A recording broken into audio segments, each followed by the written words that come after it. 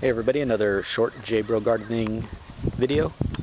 This one I'm showing my little compost pile. It's really stupid simple. This is the weeds from the garden, the hay that the horse isn't eating, and these are some really simple ways that you can contain them. This is just lathing from like Home Depot. I think it was $10 for the whole thing. They use it in walls and stuff like that. And works really well against gophers. I line these in the bottom of my raised bed sometimes to keep the gophers out, and it's actually in the bottom of this raised bed right here, and the stones are just sitting on top of it. So this is a little compost tea thing that I built, just scrap wood, just nailed together. You know, you don't have to buy anything fancy. You know, a couple dollars for that bucket.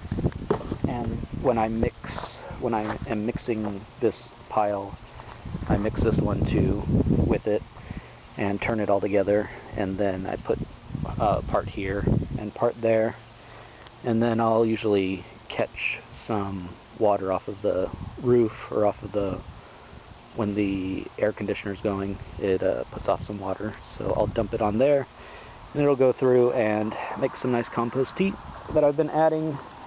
It's been helping. I haven't taken this planter too seriously, kind of given it some time, but I'm just kind of composting this.